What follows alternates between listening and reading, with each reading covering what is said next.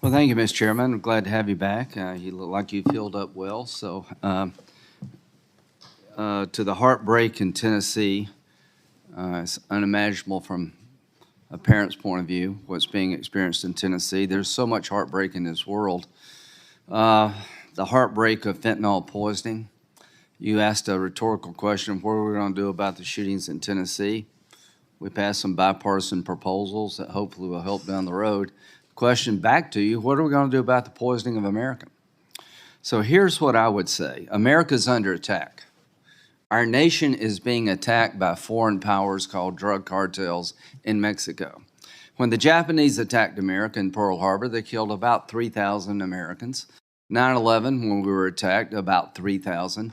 This is the largest attack on America's homeland by a foreign power in the history of the nation. 70,000 Americans were poisoned by fentanyl last year, more than car wrecks and gun violence combined, and it's getting worse. A couple of days ago, Senator Schumer had a news conference in New York talking about the danger of mixing fentanyl with a drug called xylazine. He called it skin-rotting zombie drug.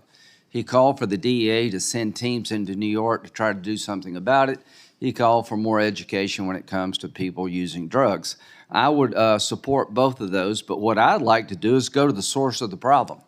What would America do if a foreign power lobbed a rocket into, let's say, our friends in Arizona or Texas? We would strike back. We're doing virtually nothing when it comes to being under attack by drug cartels that's deterring the behavior. Ms. Kaiserling, who lost her children to fentanyl, said, "This is a war, act like it, do something." Our partner in Mexico basically is a complete denial. The president of Mexico denies there's safe havens for drug cartels where they run parts of Mexico. He says that's not true. He blames us for the fentanyl crisis. He denies the fact that fentanyl is produced in Mexico, sent to America to kill Americans. So we got a real problem, Mr. Chairman. And you asked, what can Congress do? We'll keep working together. I'd like to work with you. Maybe we can find a way to make some progress. But this idea that the executive branch is helpless without Congress is ridiculous. You want to fix this, Mr. Secretary? Go back to Trump policies. Just reimpose everything Donald Trump did to secure a border, and your problem will dramatically be improved. You're not helpless. You change policies in a bad way, and you're getting a bad result. We're under attack by drug cartels. We've lost operational control of the border. This secretary has said numerous times, we have control of the border. The head of the Border Patrol about a couple of weeks ago said we don't have operational control of the border. Well, anybody who believes that we're in control of the border is in denial. We've lost control of our border. The number of people coming across our border on the terrorist watch list is going up like a rocket. So what's my concern? General Corelli said, the head of CENTCOM, due to our withdrawal from Afghanistan, the likelihood of an attack coming against America from Afghanistan could mature within 6 months without warning. You have a completely broken border. You have terrorism on the rise. This is a lethal combination, but this is just not me saying things. We actually have some evidence to suggest that what I'm saying is factually true. In 2020, December, we had the lowest illegal crossings in the last 40 years because of Trump policies. Since those policies were changed, we've had 4.8 million illegal encounters on the southern border. FY21, 1.7 million. FY22, 2.4 million, setting a record. The first time in the history of the country, 2 million illegal encounters at our border. Since October of 2022, 385,000 gotaways. The lowest illegal crossings in the history of the country for the last 40 years. In December, since you and the Biden administration have been in charge, look what's happened. And you know how it happened? You took all the policies, Mr. Secretary, that are working and you change them, and it's blown up in our face. Now, fentanyl. Fentanyl is killing Americans at levels we've never seen.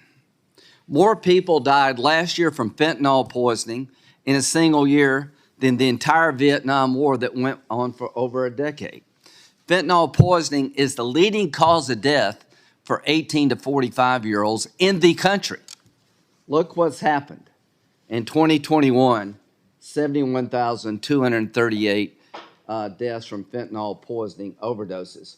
In 2023, year to date, we seized 11,000 pounds of fentanyl at the border.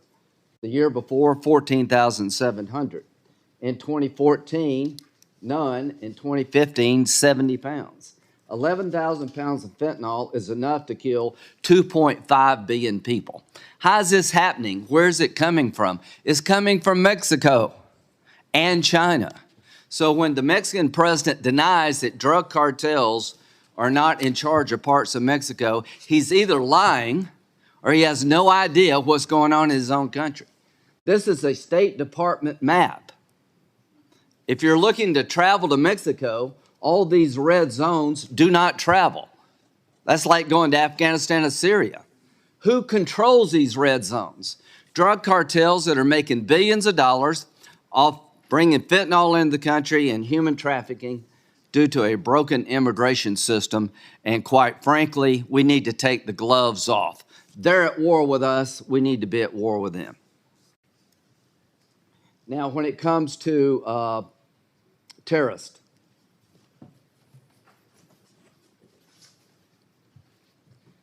people apprehended on the terrorist watch list.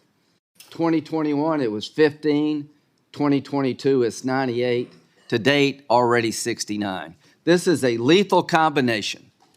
People traveling to America on a terrorist watch list. The terrorists are getting stronger because of our withdrawal from Afghanistan, and they're coming here in larger numbers.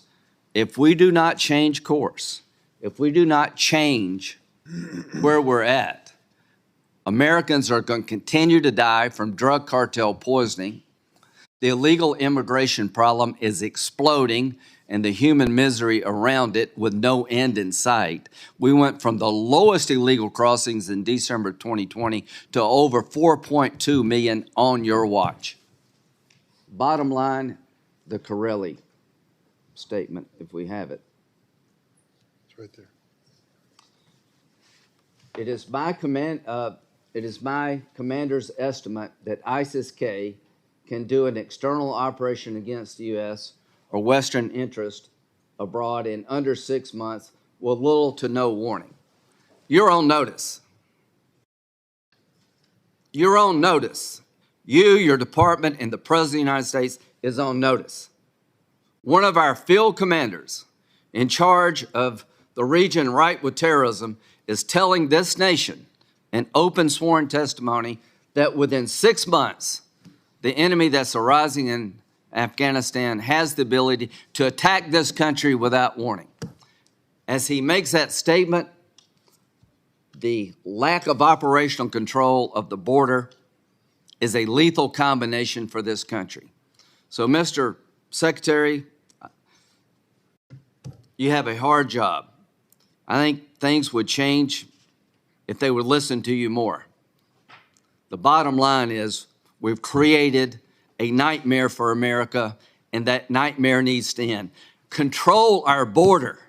Go back to Trump policies, have the Congress work together to fix immigration in a more forward-looking fashion, regain control of the border, go after the cartels, tell the Mexican president, get with it, work with us, or we're going to have to do things differently. Secure the border now before we get attacked later. Thank you. Thank you, Senator Graham. Today we